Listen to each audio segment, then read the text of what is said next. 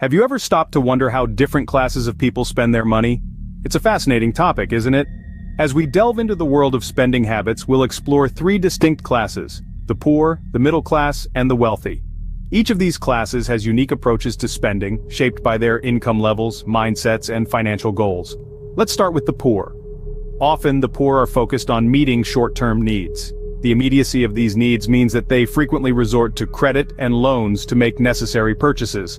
The idea of saving or investing might seem like a far-off dream when immediate needs are pressing. Then, we have the middle class. You might think that with a larger income, the spending habits of the middle class would differ greatly from those of the poor. Interestingly enough, that's not always the case. The middle class too often spends on liabilities rather than assets. They may have more income, but the mindset remains similar, focusing more on the present than the future. Lastly, we turn our attention to the wealthy. The spending habits of the wealthy are markedly different. These individuals prioritize investing their money and creating multiple streams of income. Instead of spending on immediate needs or liabilities, the wealthy take calculated risks to increase their wealth over time. They continuously educate themselves, always looking for new opportunities to grow their wealth.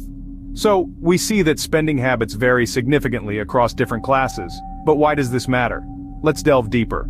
The poor, often constrained by limited resources, prioritize immediate needs over future security.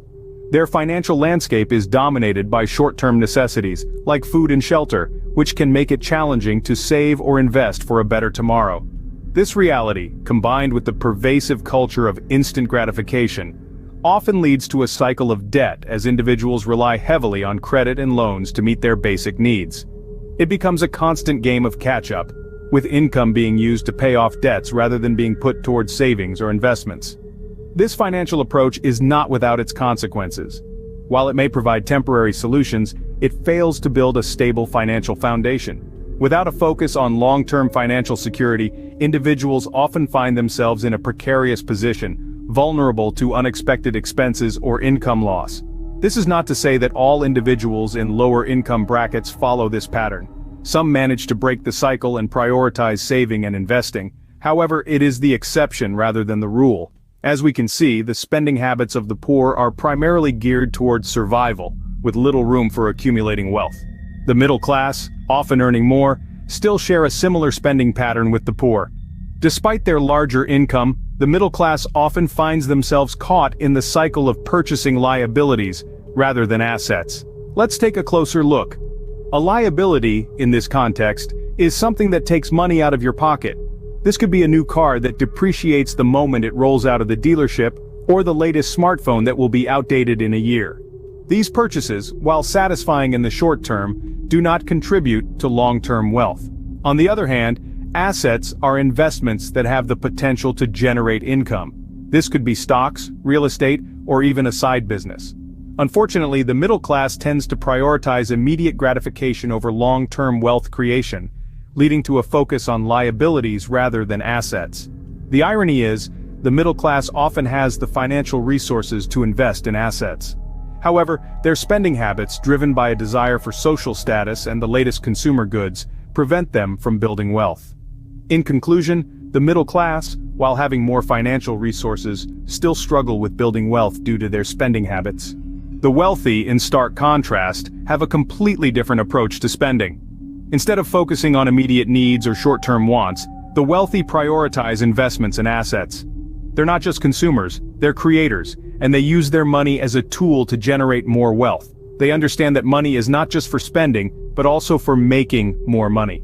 Think of it this way: while others may see a paycheck as a means to buy a new car or the latest gadget, the wealthy see it as a seed that, when planted in the right soil, can grow into a tree of wealth.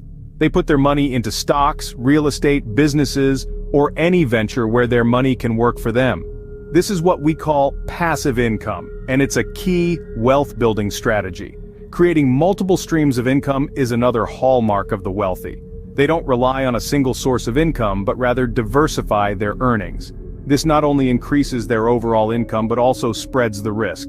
If one income stream dries up, they have others to fall back on. Taking calculated risks is also a part of the wealthy's spending habits. They're not afraid to take chances, but they do so wisely. They assess the potential returns, weigh them against the risks, and make informed decisions. It's not gambling, it's strategic risk-taking. Continuous self-education is another crucial aspect. The wealthy understand the importance of staying informed and up-to-date in a world that's constantly changing. They invest in their knowledge and skills, knowing that the return on investment in education can be immense. Financial decision-making is at the heart of the wealthy's spending habits. They're not swayed by impulses or trends. They make decisions based on careful planning and strategic thinking, always with an eye on the long-term goal of wealth accumulation. The wealthy's spending habits, as we've seen, are geared towards wealth accumulation and growth. They don't just spend, they invest, they diversify, they take calculated risks, they educate themselves, and they make strategic financial decisions. This, in essence, is the blueprint of the wealthy's spending habits. It's not about how much money they have, but how they use it.